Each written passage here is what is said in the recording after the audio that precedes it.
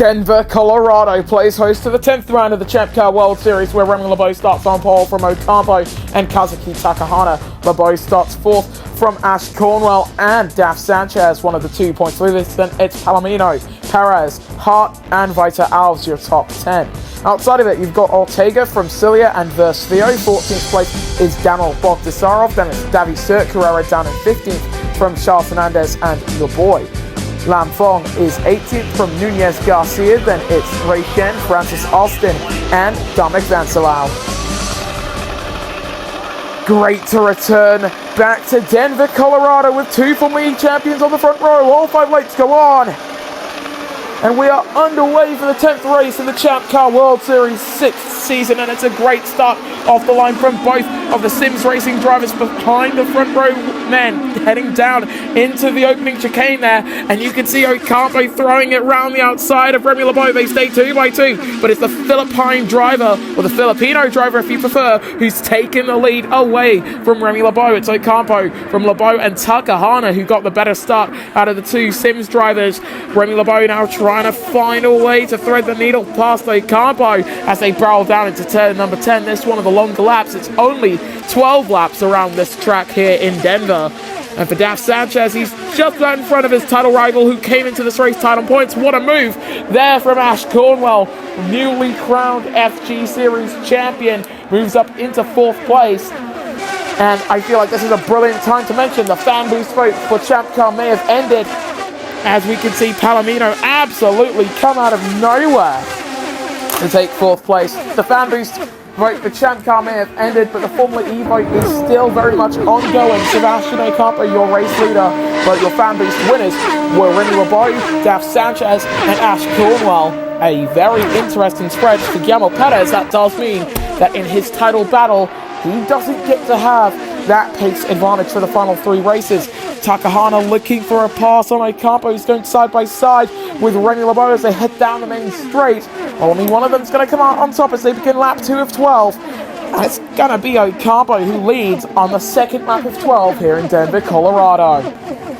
Look at LeBeau looking for a lunge going through the opening chicane. The same sort of lunge that Ocampo tried on the opening lap. However, this time, it hasn't worked in LeBeau's favour. He's dropped quite a ways behind Ocampo. In fact, he needs to get a good run going as we're on board with Palomino, a man who knows a thing or two about good runs here in Denver. And Perez down in 10th with Sanchez up in 7th. This is terrible news for his title challenge. Palomino still actually a bit of a threat as it stands. That's an amazing lunge from Guillermo to move up into 7th position. I think that's one of the Penske's dropping down the order. Danny Ortega drops down to 15th position. Takahana holding on to 3rd place. And we actually go on board with the Red Bull Sims driver. That's Red Bull sponsored, but the actual team itself, Sims Racing. And he's actually got a chance to win here. If that 11 does win, that would be amazing news for all of the Japanese fans of the ERL. And look at that, he's got attack mode heading down into the final corner. Gets past Rennie. Can he try and get a pass done on Ocampo? He doesn't have the line. I think we could see one of the top 3 come into the pits here. Yes, Ocampo and LeBeau both come into the pits, with Casper LeBeau as well. So Kazuki Takahana to the lead.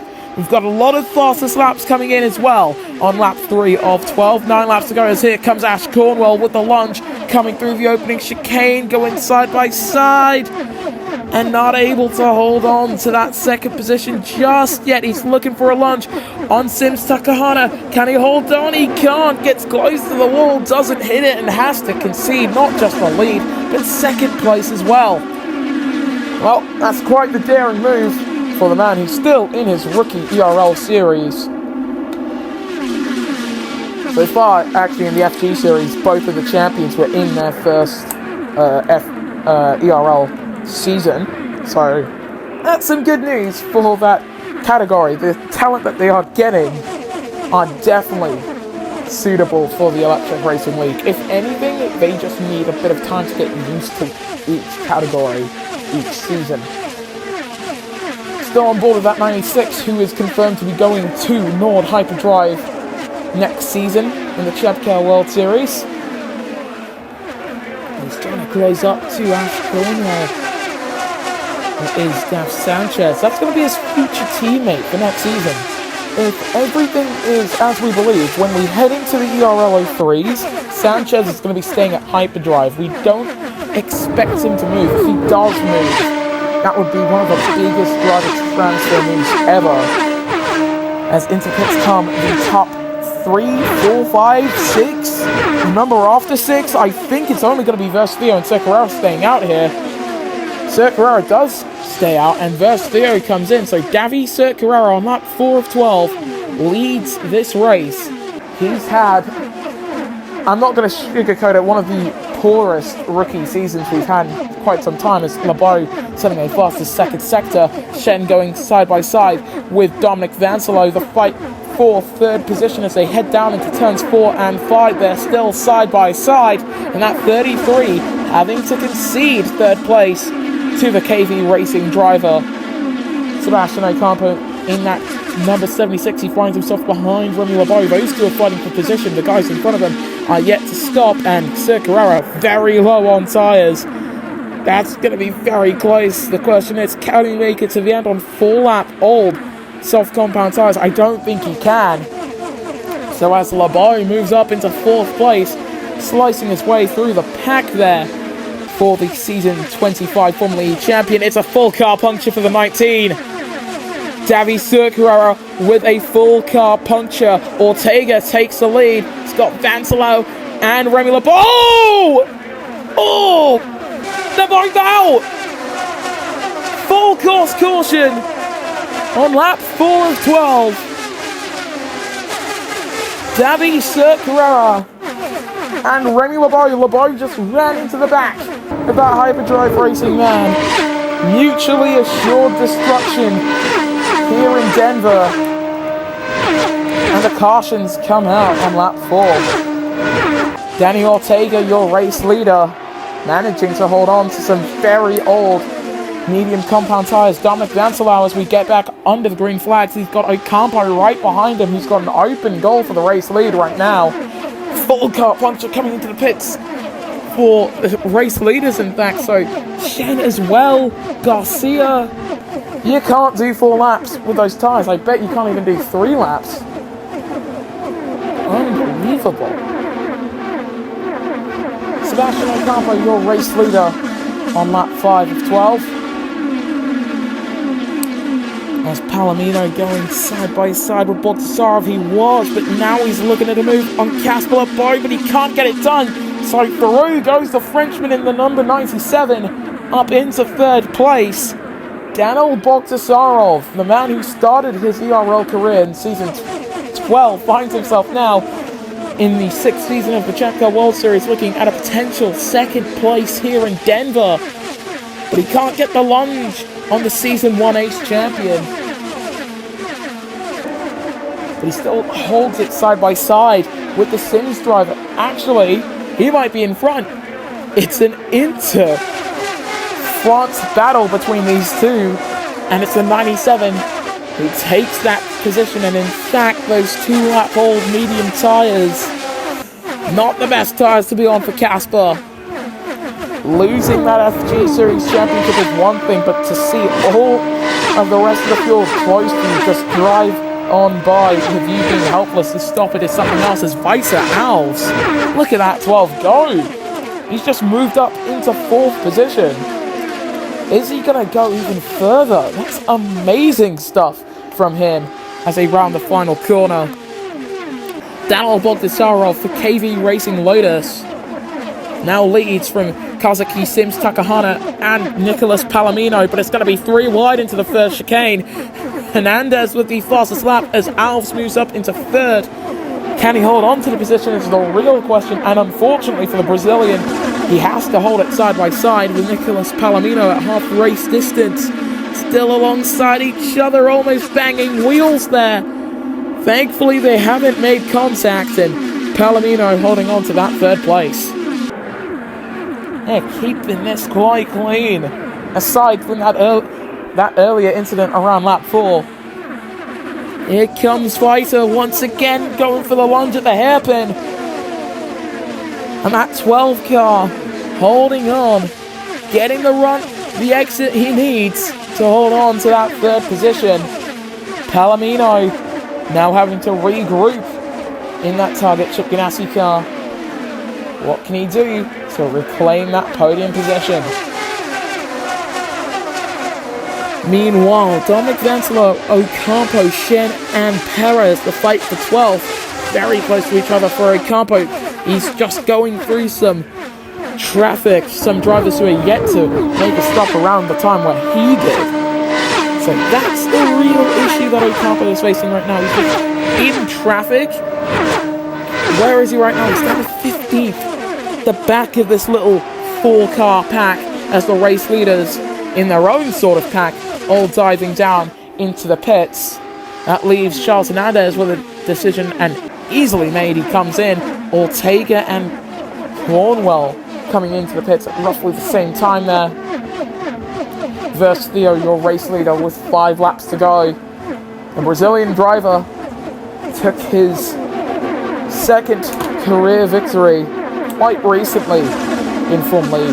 As there goes Racing going side by side with Guillermo Perez. You could see a championship lead for the Spaniard as Ocampo going side by side with the number 3 and just saying, I want that position. I want third place. You can't have it.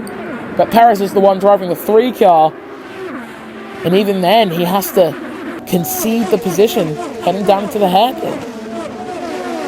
That is just the pace that Ocampo has found in these ERL O2s with these combustion engines that we see in the ChampCar World Series. And you can see Ocampo going side by side with Ray Shen. He's holding it, he's holding it, he's held it, and he gets past the Andretti Green driver up into second place. Ocampo used to have ties to Andretti Green Racing for the first 4 seasons of the IndyCar series, but of course, as soon as he moves away from Andretti, those ties go with that. And Perez now the one on the back foot on those hard compound tyres. 5 laps to go from Denver. That's quickly going to become 4. Ocampo, he's the man in position right now. He's the man of the hour. Ortega getting the fastest second sector of anybody. As you can see, Perez versus Shen versus LeBeau in the background versus Theo diving into the pits for Team Penske. It's Sebastian Ocampo. Now takes the lead of the Grand Prix of Denver. Your boy with the fastest lap as he moves up into third place. Kazuki Takahana going side by side and leading the Conquest on that Conquest racing car. Now ready to try and take second away from Ray Shen as well. This is going swimmingly for the number 11. Certainly on points for a brilliant points haul. In fact, if Sims Racing plays their cards right, they could get the namesake, that number 11, up into the race lead and potentially to victory. They just need a brilliant final 4 laps.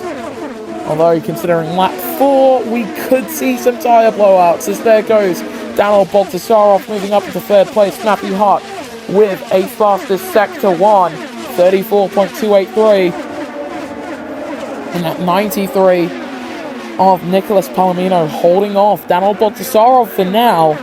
But we've seen some feistiness come out of that number 97. Ray Shen in that 33 Andretti Green racing car dropping down to 8th place. And Nunez Garcia holding on to 10th as well. He's got some pretty old hard compound tyres. As Ocampo's been caught by Kazuki Takahana. He's using the tandem into the final corner. He's going to try and force it around the outside as they're side by side. Just about a few inches, few millimeters of carbon fibre in front before, of course, Ocampo dove down into pit lane. On to lap 9 of 12. Back here in Denver, Colorado, where Kazuki Sims Takahana leads this race. We've got a flurry of drivers heading down into the pits as Ahmed Celia now has the fastest lap. You can see one of the Team Penske cars making a pass there, and Hernandez attempting one into the wall for Ash Cornwell. front wing damage for the number 96 Dale Coyne car.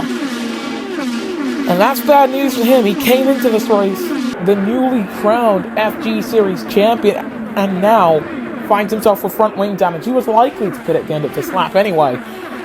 Still, not what you want because you're going to be losing pace. This is a track where you need all the downforce that you can get in these ERL 02s. Many of the drivers will tell you they give you all of the downforce that you want. We're going to have cars with a lot less downforce, a lot more squirrely cars next season with the R3s or whenever the 03s come in.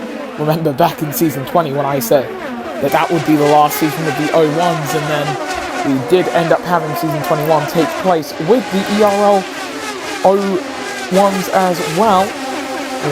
It was originally meant to be with the 02s, but we just got our timings wrong. It's a minor mistake, it's no problem.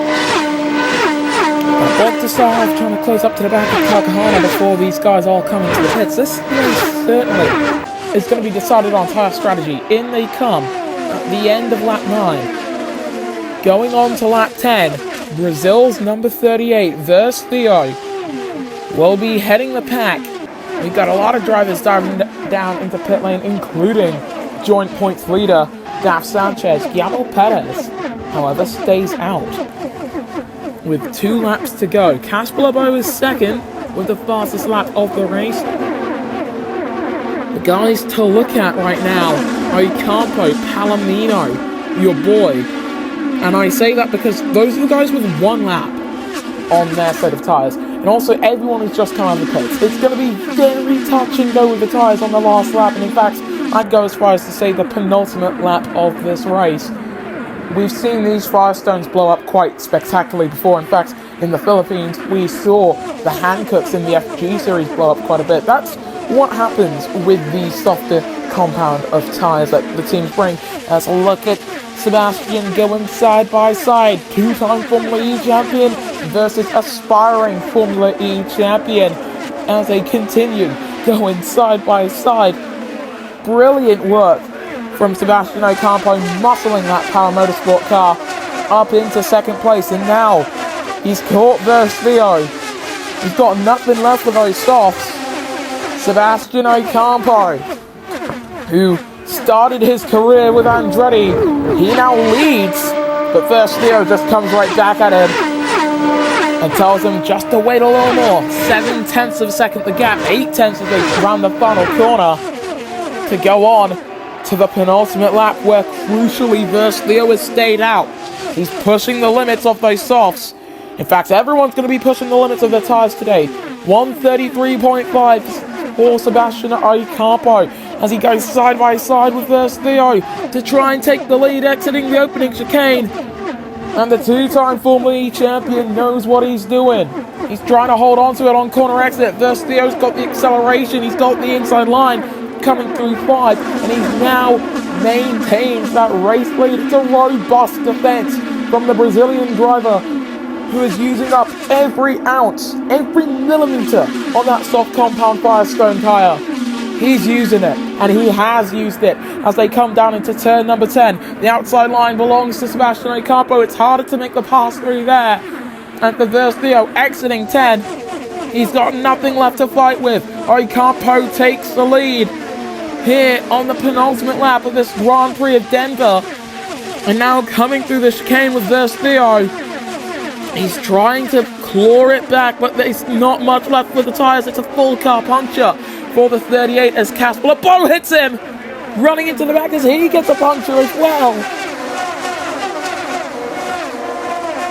Unbelievable scene. It's the penultimate lap of this race, and already we see tyres blowing up halfway from home.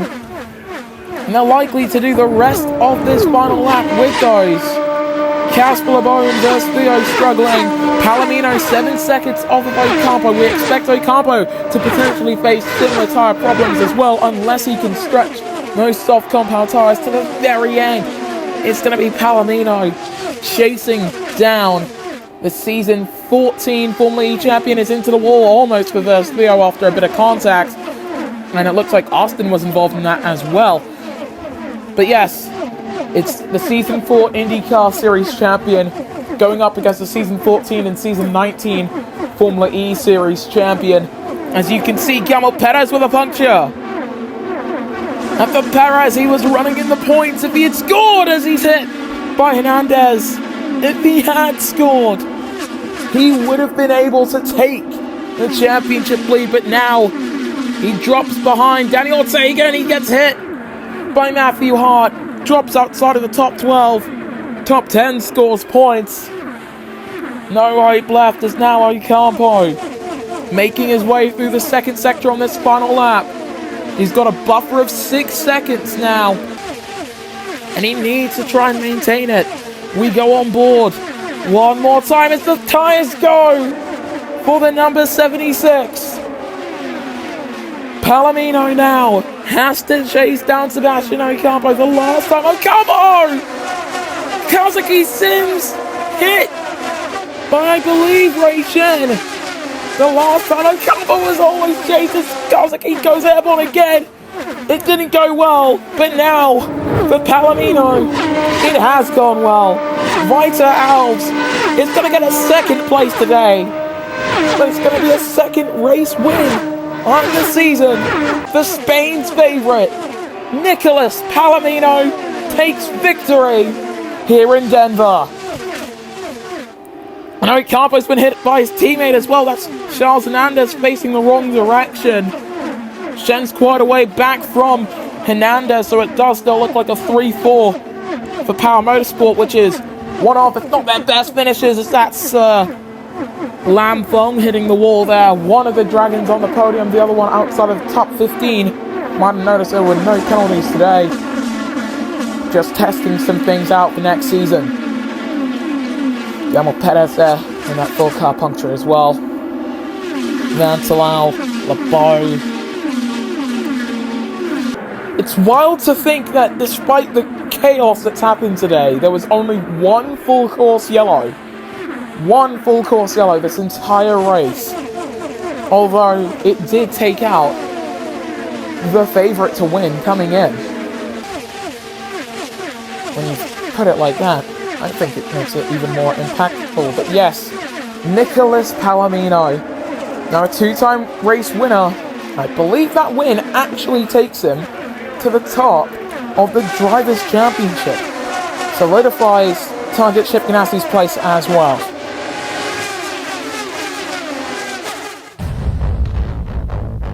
Here is your podium. Nico Palomino taking victory here in Denver from Vita Alves, who got a vital second place today. And Sebastian Ocampo, who, had his tyres lasted, he almost certainly would have been able to walk away with this race with a win. And in fact, if there was a caution as well, he could have gotten that win as well. Maybe even a second more of the margin with a caution. But that didn't happen. So now Nicolas Palomino taking victory here in Denver. He leads the points as well, but as for the rest of your finishes, Hernandez 4 from Takahane, Shevden, Ortega and Hart, your top 8. And what a top 8, in fact. Ortega was one of his best career finishes that will elevate him from the championship from the bottom of the standings. Cilia 9th from Cornwell, Garcia, Bogdasarov, your boy, and Sanchez. Austin 15th from Fong and Perez for Vantalau, Lebeau, Casper Lebeau, and Verspio. The rest of your finishes, your non-finishes were Davi Circulera and Remy Lebeau. And for Lebeau, a continuously torrid season continues today. In terms of your driver standings, Nicolas Palomino now takes over up top from his teammate who's tied on points with Daf Sanchez. Sanchez would actually be in front of Guillermo on countback due to his 2 wins in comparison to Perez's no wins. Ocampo 4th from Charles Hernandez, who's best of the rest in 5th. Ray Shen is 6th from Vita Alves, who moves up quite a ways up the order with that podium finish. Casper Lebeau 8th, currently doing very well as the best rookie on the grid in that top 8. Brilliant stuff from Target Chip Ganassi, by the way, to have 2 drivers in the championship fight. Hyperdrive Racing can't quite muster that so far. Behind Lebeau, you've got Bogdasarov from Takahana and Garcia. Your boy 12th from Lebeau, Hart, Cornwell, Austin, Vancelao, Carrera versus Theo, Lamfong, Ortega, and Cilia.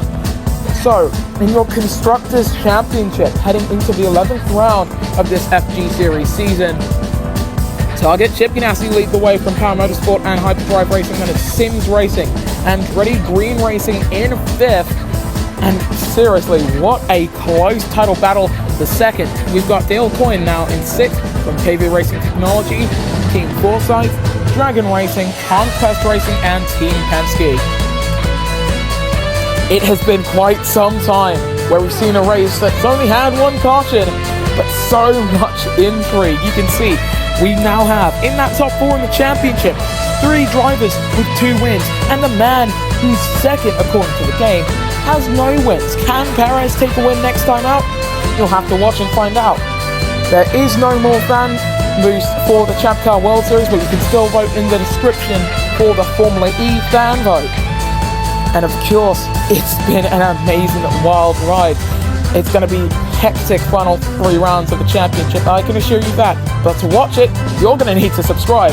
So remember, like, comment, subscribe, vote, all on Sparkplug Motorsport. Thank you so much for watching, and we will see you guys next time then when the Electric Racing League returns.